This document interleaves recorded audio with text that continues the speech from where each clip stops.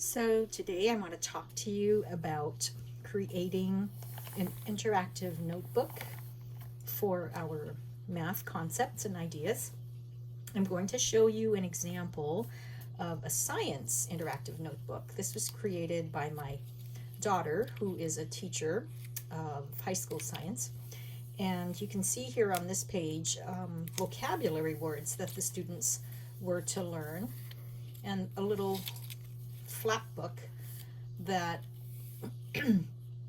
not only has the words on it, but the definitions as well. So it functions as a little study guide, a review, a way for you to have your information contained.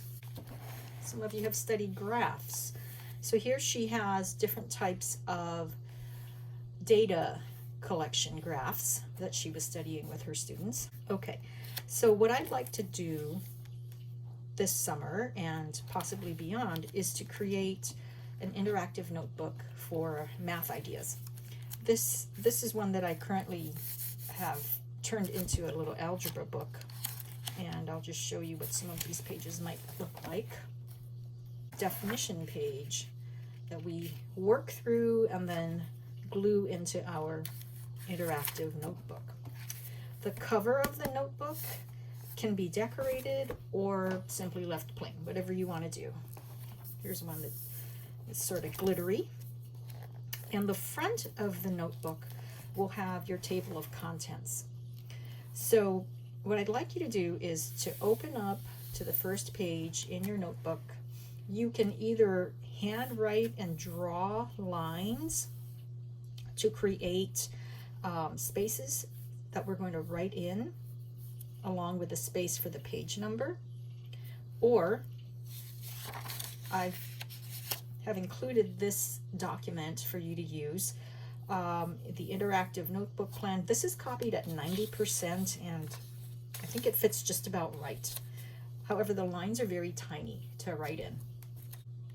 The next thing I want you to do after you have your table of contents page in is to number the pages of your notebook. So here I'm going to turn this so you can see a little better.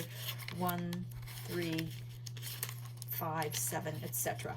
So what happens there is, let's say, looks like here she had some kind of a diagram of how to put together a notes page. This is on page 13. So if we go to the table of contents, page 13, Cornell Notes reference page. And that's just going to help you to keep track of what you're including in your notebook. Okay, so you're going to do two things. One is to create your table of contents page, either by hand or by printing this off and gluing it in. And you're going to do the numbering of your pages, and that will get us all set. You could decorate the cover if you want, or just leave it plain. When I show you my book, because I'm working from the back on this one, so my notebook page will start at the back of the book, and I'm going to work toward the center. And here is the math page that I have already created a video for, and this will be the first one that you will be working on. Okay, let me just show you one last thing. You will get a sheet that looks like this. This is also done at a 90% scale. I would play with that. 90 to 100, I don't know. You can print it at 90 and see maybe it's too small. But this will fit nicely on my page. And then you're going to cut out everything that's dark lined. The dashed line is for folding.